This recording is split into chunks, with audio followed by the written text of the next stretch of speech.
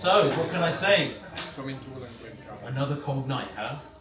How's everybody tonight? Good? Good. Excited for tonight? Yeah? Well, it's good to see some new faces that haven't been here before, and to see a lot of old faces as well. You know, before we get to the cigar, we've done this for how many years now? 3 years? 3 years. 3 years. So over the 3 years, we've gone through an education, haven't we?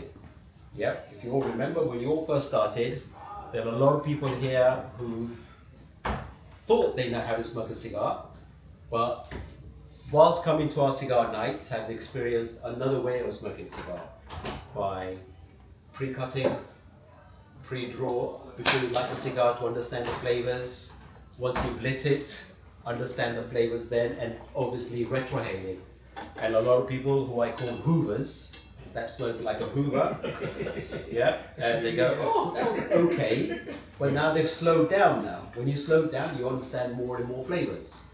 So this education that we did for the last 3 years has built up to something, and that something today should come into force, and hopefully everybody here will understand why we have tried to teach everybody how to recognize flavors, smells, taste of cigars, and enjoy them.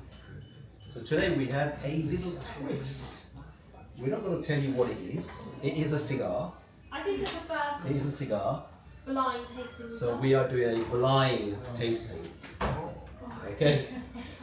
How many people have done a blind tasting on a cigar? Doesn't matter what cigar it is.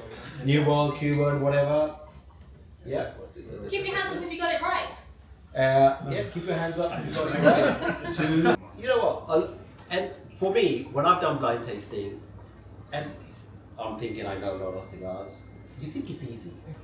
But once you've taken the label off, you're in a no man's world. Yeah, because you think you know it, you think you know the flavors, but it's difficult because sometimes the flavors can fool you. Okay, so concentrate. There's a card on each table. Tonight we're doing a whiskey pairing. Ian is here. He's Thank going you very much for coming. He's going to stand up. Of course, he's always standing up. He's going to come, and whilst you're all enjoying the cigar, he's going to talk about the whiskey as it goes along. Hence, And listen to what Ian's saying. Yeah. Listen to what Ian's saying about the whiskey, because he knows the cigar. Yeah. We smoked the cigar. We know the palate. We told Ian the palate. So listen to what he's saying. That might help guide you into what the cigar could be. Thank you. Everybody excited for the blind tasting? Sure. Oh, yeah. Yeah? This will be a little game changer. Huh? How are we doing, folks? Great. Excellent. I've met a few of you before, and it's lovely to be here at number 6. But for those of you that don't know me, my name's Ian Teeth, and I'm the master blender for Angus Dundee Distillers up in Scotland. I'm a big cigar fan, but this is actually my first blind tasting, but the only thing is I know what the cigar is. You forgot. I've forgotten. You forgot. But no, it's a pleasure to be here at number 6. And since I knew it was a special evening, we've got some special whiskies to pair along with this beautiful cigar as well. Has anyone heard of Angus Dundee Distillers before? We're one of the kind of the lesser known whiskey companies, but we actually are kind of relatively sizable. We're a family owned group, so it's still a purely family owned business. And we have 2 distilleries up in Scotland. We have Tomintoul and we have Glencadam distillery. And tonight I'm going to show you a bit of the best of both without stealing the tagline from Hovis.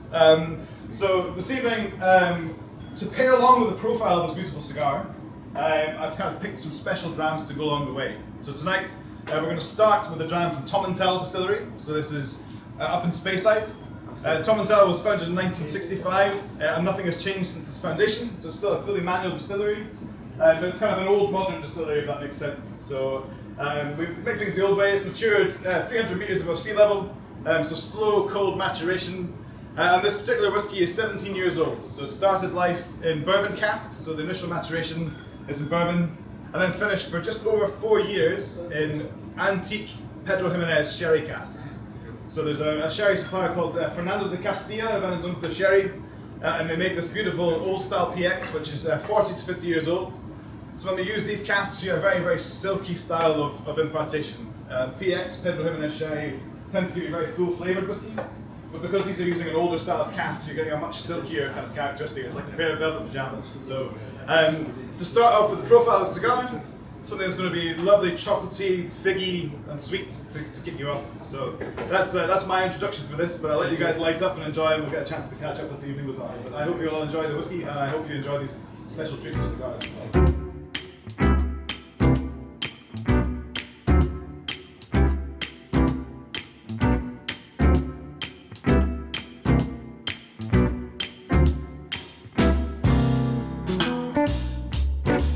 What have I told you? When you get your cigar, what do? Smell the cigar, smell the wrapper. Don't just from the distance, let it touch your nose. Close your eyes, blow warmth through your nose and back again by moving the cigar, and you get more flavor as you warm the cigar up. So these are all the pre-notes. On every single cigar you smoke, every single cigar has its own unique profile smell. Okay? Makes a big difference. The whole ritual of this is smell, cut, cold draw. So when you cold draw, just keep sucking. You will taste inside of the cigar, and then you can taste. You can tell if it's an aged cigar, a vintage cigar, a young cigar. All those notes will only come whilst you're doing this now, and obviously it'll pick up when you light it. But what you taste now is completely different to when you light the cigar. Okay. So everybody's got matches on their tables.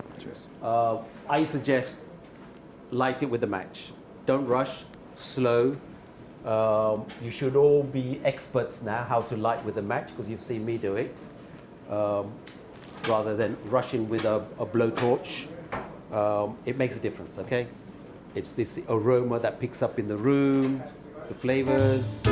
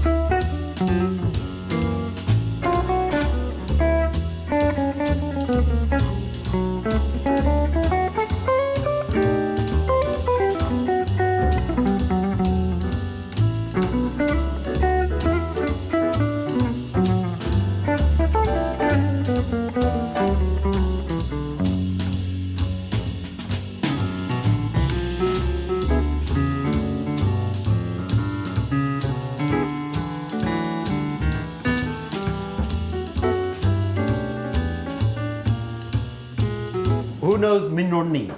Yeah. Mignoni. Everybody heard of Mignoni? So Mignoni is a famous author that wrote about post-revolution of Cuban cigars. And one of his theories was he would run a cigar underneath a tap, yeah, for like 30 seconds, pull it out, shake it, light it, and smoke the cigar. Yeah, and he says that it changed the flavor and the burn of the cigar instantly. I have never tried it because he kept on saying you should try it with a super vintage cigar, something that's like 40, 50 years old. And he goes, you will see the cigar change. We've got old cigars, but I'm too scared to try that. So I'll probably try it with a fresh cigar to understand it.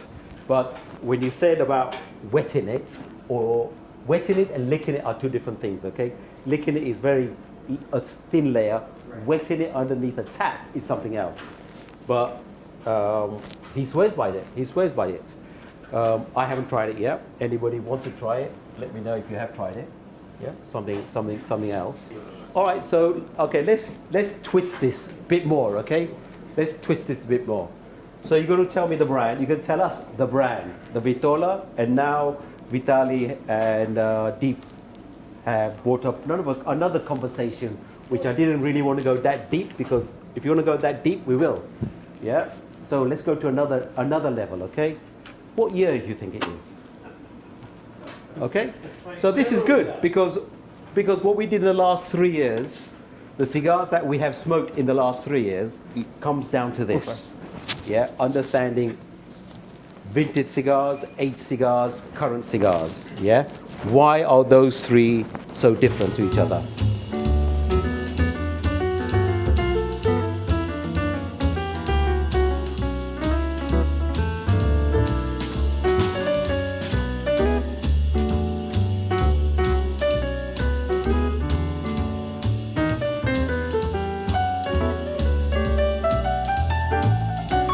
How are you guys finding the first dram? Is it going down okay? Yeah. I did. So as a blender, a lot of the skills that you guys are using at the moment are very similar to what I do in the lab. Most of my time is spent in a white jacket looking at samples of casks. But it's very interesting bringing that principle in. And again, I'll need to come back sometime and be a guest on the blind tasting panel because I'm enjoying the theory behind this as well. As much as I tried to get a free cigar in advance of this, I had to go by the tasting notes provided by Rekha and AJ, and I think, I'm quite happy with that pairing straight off the bat. I think, going on what this gentleman was saying here as well, with aged tobacco you have to be very careful with spirits, because whiskey and cigar pairing or brandy and cigar pairing are very kind of commonplace, but it's very easy to have one which cancels out the other. So if you have a big powerful cigar and a mellow whiskey, you'll find out that the tobacco just completely overshadows it. Same thing as if you have a big powerful whiskey and a light cigar, they can knock each other out. So it's one of these things, as a guy who appreciates both of them very much, I think trying to get the sweet spot for flavour balance is always a difficult one. But I'm quite happy with how it's sitting. Out of interest, has anyone tried an aged PX whiskey before, aged Pedro Ximénez cask style? It's not particularly common. So Pedro Ximénez cask finishes are, but to get an old style PX, this is an ex-Solera PX cask, are quite hard to come across. So when I got a chance to purchase this parcel, there's actually 120 casks getting taken apart by Fernando de Castilla. The owner, Jan, was a personal friend. I'm originally a wine guy that fell to the dark side, but I kept his kind of contact from my wine days, and I remember him here offering us these casks. They were £1,600 each, just for these empty barrels. And I remember speaking to the owners of Angus Dundee and saying, kind of, we should buy these because these casks come up once every 40 or 50 years. Initially they agreed to taking 60 of them, and then after much persuasion, mainly on the basis of saying if we don't buy the rest of them, someone else will, we end up buying all 120. So we've got a few releases of these particular rare casks. They take quite a long time to impart their flavour, and they're not particularly dark, because normally Pedro Ximénez would give you a very sweet, sticky toffee pudding style finish. But what you do get is no tannins, so it's a very silky, soft finish. So I think it marries really well and gives you a medium bodied but kind of sweeter undertone, which is hopefully pairing really nicely with this cigar. But I hope you guys are enjoying whiskey number one anyway. Has anyone tried any other Tomintoul whiskies before, out of curiosity?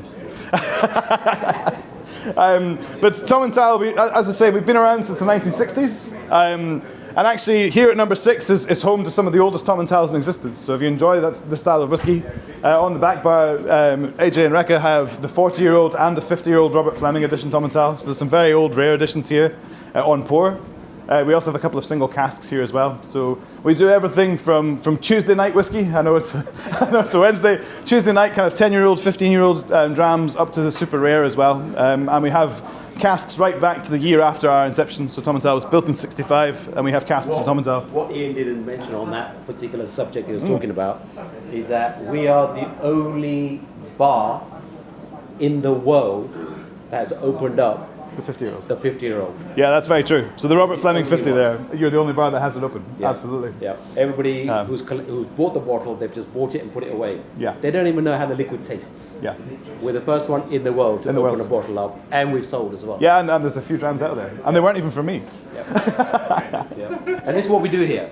It's all about just open the bottle and let people taste it. I think exceptional cigars kind of encourage exceptional liquid. Absolutely. Yeah.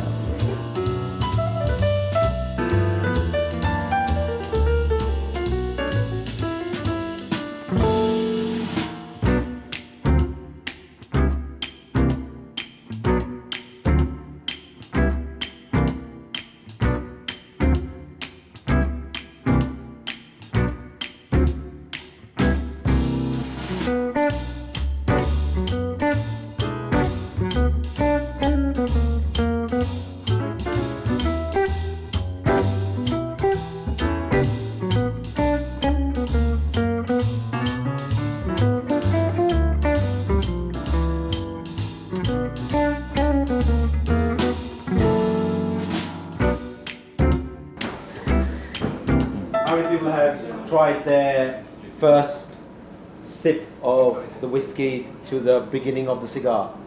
Everybody had a swig. You call it a swig? Yeah, swig, sip, dram, A sip. Yeah. swally, whatever. Nice. I like the sweet notes on it. How do you think it pairs? How do you think the whiskey pairs with the beginning of the cigar? Good. Thank you. Yep. It's a Pedro Ximénez cask, obviously ex-bourbon first and then Pedro Ximénez, right? Yeah. Did you say it was a rare Pedro Ximénez cask? Sorry. Yes. Can you say again why rare? Yeah, so this is ex-maturation sherry rather than seasoning. So in the whiskey world and the rum world as well, a lot of the casks we buy now from Spain are seasoned with sherry. So they are filled with sherry wine for maybe 1, 2, 3, 5 years, and then they are sold on to the respective industries because the demand for sherry is so high, it outstrips actual sherry production by about 8 or 9 times. So most of the cask styles we buy by necessity have been seasoned. However, these casks are from Excelera, from a single bodega. So these are ex-maturation sherry casks. So very different styles. So seasoned sherry gives you big, powerful finishes. You get more tannins, you get more oak extract as well as the sweetness. Whereas this has given a lot of the tannin and the oak extract to the sherry itself. So having held sherry for 40, 50 years, these are coming across, giving you a very different style of finish. So it's a softer, sweeter style, but not as intense as a new style cask. Has anyone been out to Andalucía? Has anyone been to Jerez? Yeah.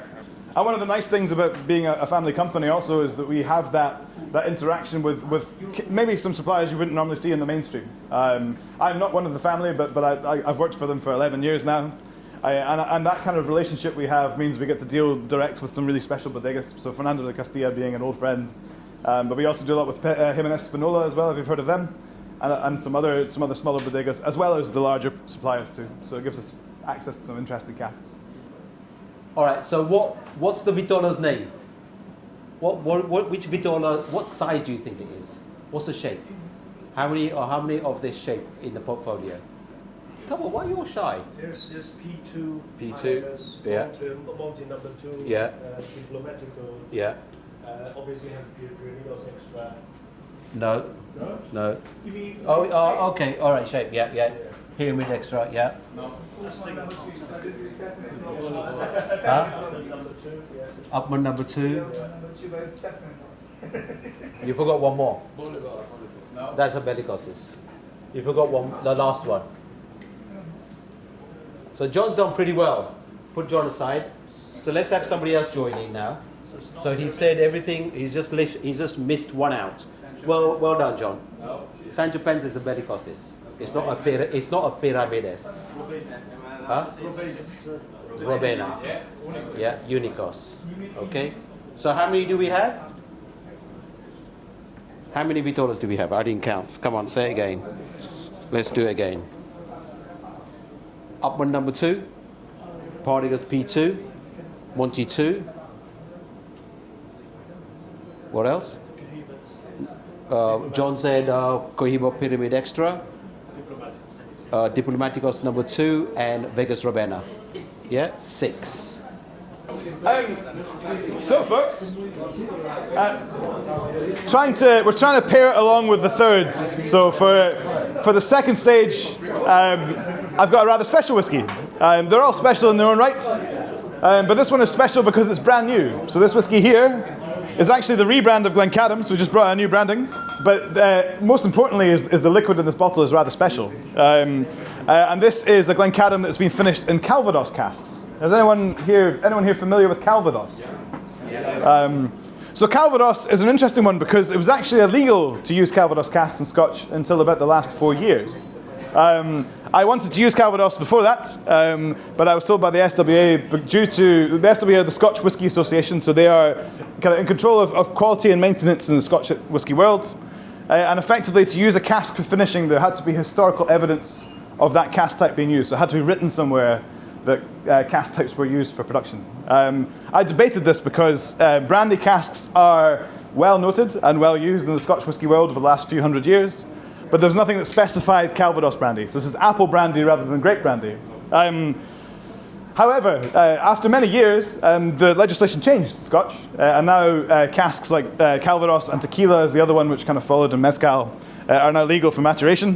When this came through, I reached out to some of my wine contacts, and we got to get these rather beautiful Calvados casks. Now, if you're not familiar with Calvados, they're aged apple brandies. They give you this really lovely tart tatin spiced fruit character and really lovely depth as well. You can get some beautiful Calvados. And this is finished for 3 years. So it's, again, this whiskey starts life in bourbon casks, so bourbon maturation for 14 years, finished in Calvados for just over 3 years. And the other thing you're going to try here is this is a completely different distillery. So Glencadam is our Highland distillery. Tomintoul was established in the 60s. Glencadam was established in 1825. So last year it celebrated its 200th anniversary. As part of that, they did the rebrand. So Glencadam is the only distillery in Scotland that has an internal working water wheel. So the marketing department put a rather lovely wheel in the base of the bottle. I'm the blender. I make the juice. The whiskey is lovely. I hope you like the packaging, but really, I really hope you like the liquid. But so Glencadam, again, is a little under the radar. We actually have a really high reputation for what we do at Glencadam. It's been a blending whiskey, or a single malt blending ingredient, since its inception. And as you may know, single malts as a category have only really been a thing since the late 70s onwards. Before that, all whiskey was blended whiskey. Even today, blended scotches are the majority of what we sell globally. Single malts are kind of seen as the pedigree. So single malts are one house's expression from one distillery. So it was only in 2003 that we really brought out Glencadam as a kind of established distillery itself. Before that, you maybe find an independent bottling, but you wouldn't find a Glencadam special distillery release. So this is a brand new release from us. Hot off the press, the first time I've showed this in a tasting, so I hope you enjoy it. But it's a cask type that I've always loved, and I'm very excited to show it to you. And actually, when Rekha was telling me about the flavour profile of this cigar, I thought this would be a really interesting one to put in the middle, based with the description of the second third. So if you've not tried it before, this is one of the few scotches you'll find in Calvados as a finish. Hot off the press, and I really hope you enjoy this special treat. Fun for me to show it to you also. So, Slanjova. Cheers. Yeah.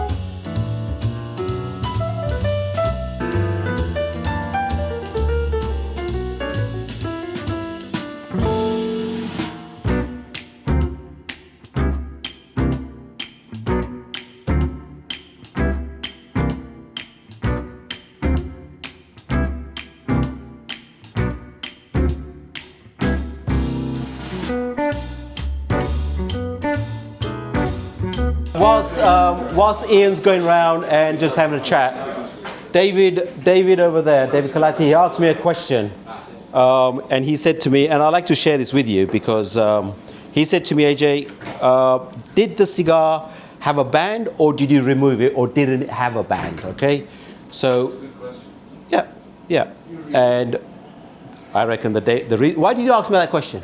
I wanted to know if it was the cabinet. Did you hear that?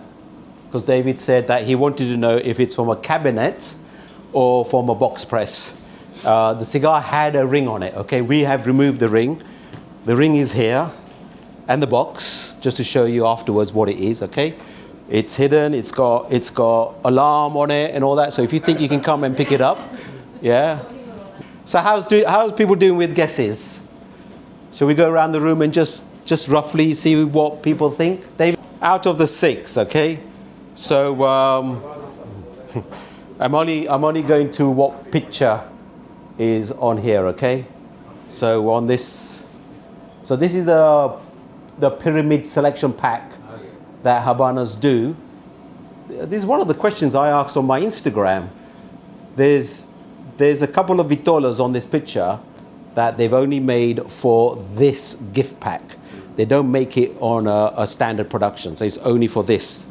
So on here we have, who thinks there's an H. Upmann number 2? H. Upmann number 2? 2 people, right? Asif, yeah? Yeah, and David. And then we have, well, this is the, okay. I don't think that picture's regardless. I'll only say what we talked about, okay? H. Upmann number 2, Monte Cristo number 2. 1. How can you have 2 cigars? Oh, you haven't decided yet. Okay. So, David, Monte 2, and Upmann number 2, Deep, Monte 2. Ivan said Monte Cristo number 2. Who else? Monte Cristo number 2. Anybody else? Monte 2? No? Okay. Monte 2, right? Maybe. Yeah, maybe. Okay, maybe. Partagas P2. 1, and still P2, P2. Okay, yeah. Dip 2. Dip 2. Diplomaticos number 2. No one. Why? Okay. Then we have John obviously said Cohiba Pyramid Extra. No? Cohiba Vegas Ravenna Unicos? No? Okay. Oh, what? Kevin? Ashwin maybe. Fine. Yeah, the reason on this picture, do I bring it up again? So on this particular, who's got one of these pyramid gift packs in their collection at home? You got one? Yeah? Did you buy it because just someone gifted to you? I didn't. Who gave it to you? So on this gift pack, it's very interesting, right? Because on this gift pack, you've got Upman number 2, H. Upman number 2, Romeo and Juliet number 2, Partagas P2, Monte Cristo P2, and Cohiba Pyramid. Okay? So out of this, which one they don't make as a standard production? Earlier on, someone said Sancho Panza, and someone said Bolivar Bellicosis Finos, and I said no, because it's a different vitola. It is a different. A Bellicosis is a small version of a Pyramides, hence called a Bellicosis, okay? And then you have Monte Cristo. Then you have the Cohiba Pyramid. That's not a standard production, yeah? It was only a limited edition, yeah, which they made it twice, in 2001 and 2006. That's the only time they made the pyramid, okay? And they made the first pyramid. Who knows when they made the first pyramid? Ever. First ever. In a cabinet of 50. Close, David, very close. No, too far. 98. The dinner of the century. 2000. The dinner of the century. Yeah? 1994. Yeah, when they did the... Going back to Minron Nee. Minron Nee wrote a book. If some of you haven't seen the Bible, let me just show it to you, because this is I call it the Bible, even though it's not a Bible, but it's a cigar Bible. And in here they show you the dinner of the century cigars that they released in 1994 in Paris, when it was done with Cigar Aficionado, and it was initiated by Cigar Aficionado to do a dinner of the tasting in Paris, and they wanted to raise money for the Cuban health hospitals. So they thought, how can we raise money? So what they did is they released 3 vitolas, super rare, which was the Cohiba A, 10 cabinets of 50s. They did 10 cabinets of 50s of Cohiba Pyramides, and they did only 7 Trinidad Diplomat, the original Trinidad Diplomat. Now, as we all know it, it's called the Fondadoras, okay? But then it was called the Trinidad Diplomat, and that one was only 7 cabinets signed. This was in Paris. They auctioned all the boxes, raised a lot of money. So, and I think I've shown everybody on one of our... You've got the Trinidad, right? We have the Trinidad, one of the 7. We have the number 3 of 7, yeah, here. And, you know, another note on that is because England, out of the 3 cabinets they've made, England has 2 of them. We have one, which is a Trinidad. Edward has the Cohiba A, I think he has, the Cabo 50. And somebody else, Gemma has a Trinidad signed humidor as well. So this is, who's seen this book before? This is what we call the Bible. And in here, this is what Minron Nee wrote. And it's all about the history of cigars, post-revolution, okay? With great photos and with great detail on when the brand was released, why it was released, what sizes they make.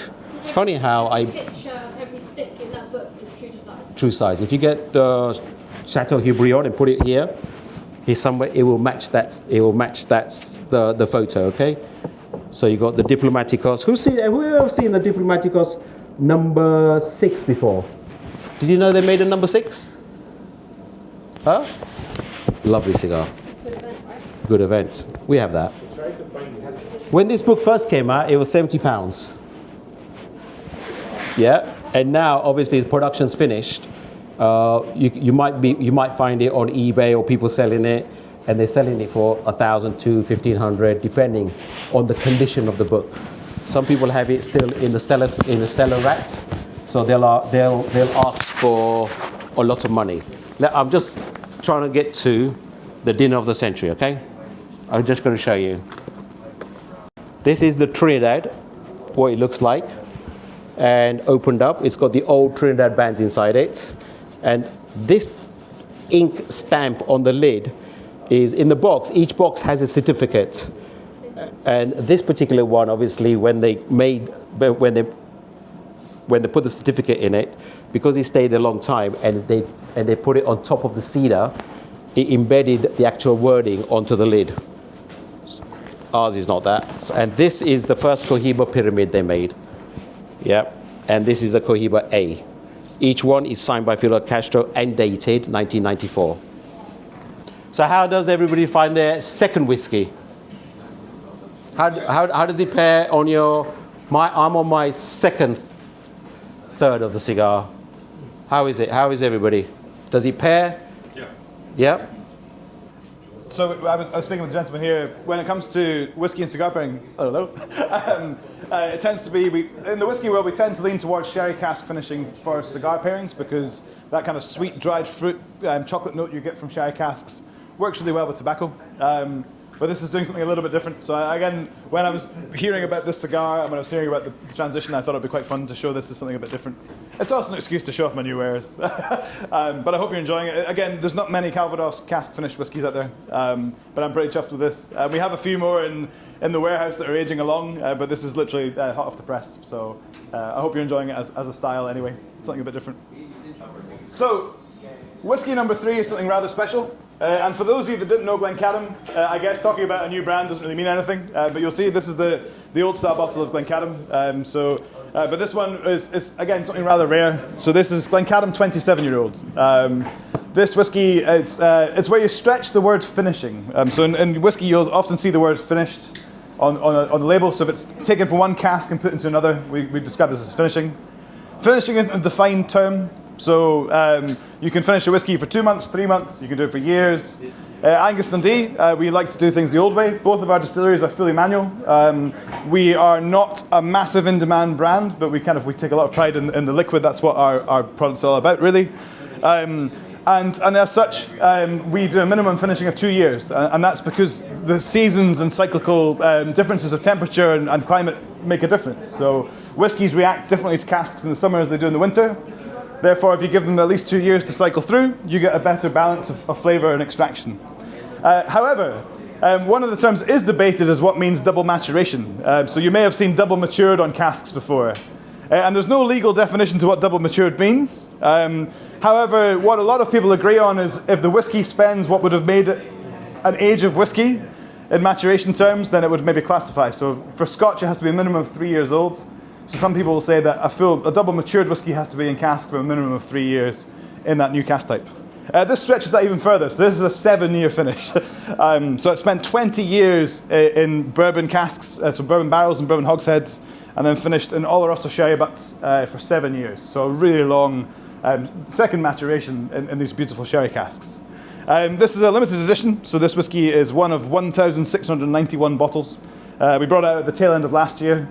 And again, when describing the profile for the cigar, I thought this would be a lovely whiskey to finish on. So for the final third, it's a brilliant whiskey in its own right. We are pairing this with a stunning cigar, so it's kind of hard to kind of contrast them because they're both fantastic. But if you do get one chance to just nose this whiskey and kind of close your eyes and kind of really analyze the spirit here, this is ultra complex. Loads going on. It's like a storybook. It kind of starts off with fresh fruits and orange peel. In fact, there's a little bit of like a hint of old-fashioned here, which is quite interesting.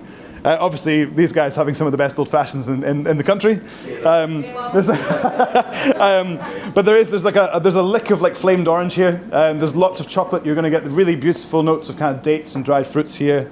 So it's a really elegant dram. It's a little bit more full-bodied, but not so powerful. It shouldn't drown out the cigar at all. If anything, the cigar will be a little bit more powerful than this whiskey. But it's designed to be a backbone to a beautiful cigar. So this is Glencadam 27-year-old.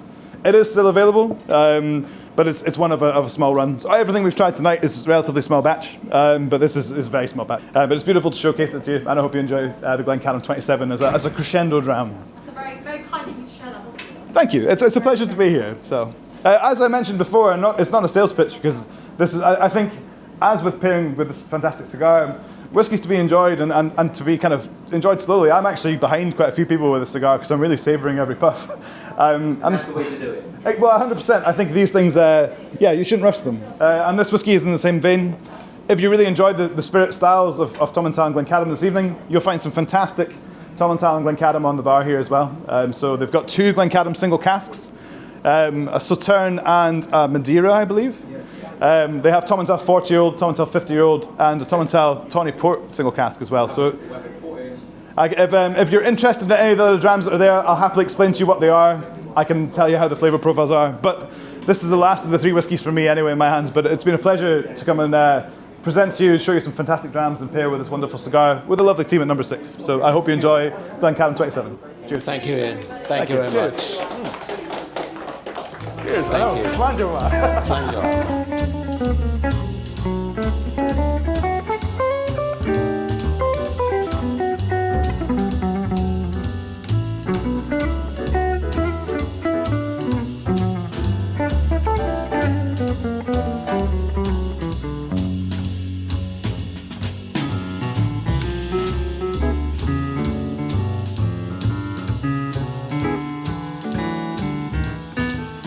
I'm sure everybody is, David, I'm sure everybody wants to know what cigar it is, do we? I know what it is. Huh?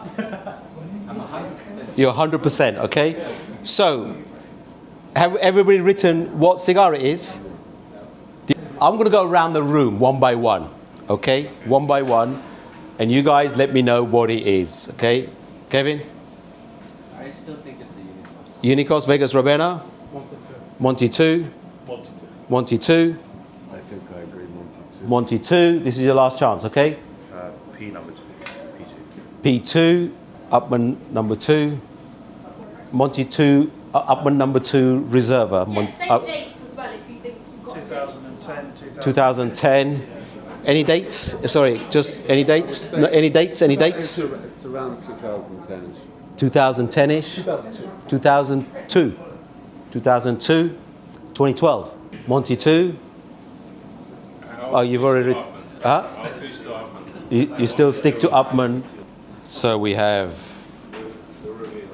the reveal. Look at that, everybody's waiting. Even I'm waiting. a new world. Oh yeah, by the way, we just said that we came back from Nicaragua, yeah?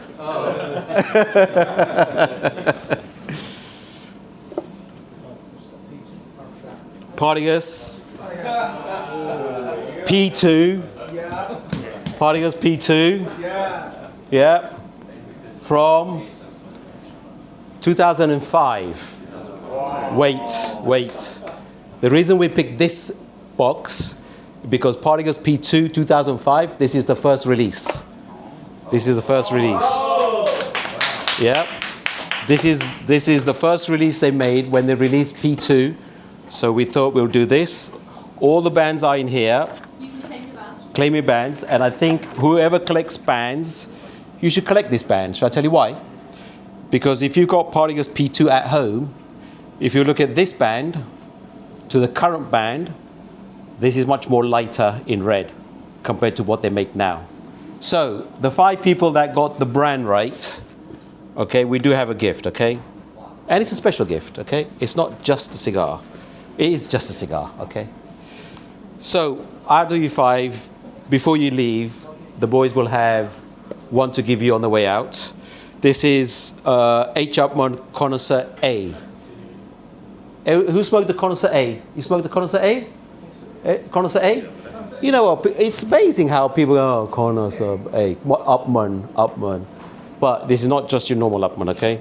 This is Connoisseur A from 2013. Do you know why it's 2013? First release. Yeah? So 2013 was the first time they released the Connoisseur A in 2013. And believe me, as a morning cigar, this is sweet, honey. It's delicious. It does have a band, okay?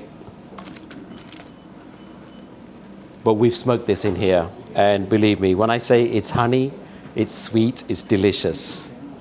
And the good thing about Upmanns is when they age, they become sweeter, but they age really, really well. Upmanns really age well.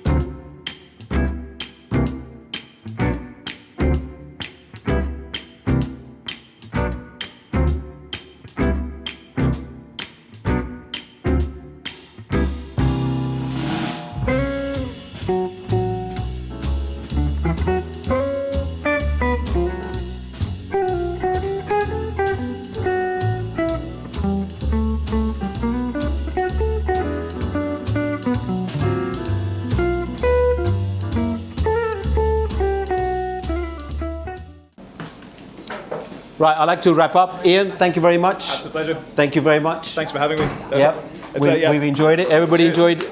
Yep, the whiskies. Enjoy the whiskey. Yeah, no, we enjoyed it tremendously. Thank you. Excellent. Thank you for another amazing evening. Until our next event Which will be last Wednesday of the month. Back to our normal routine in March. in March. Yeah. Until then, Yeah, hasta luego. hasta luego.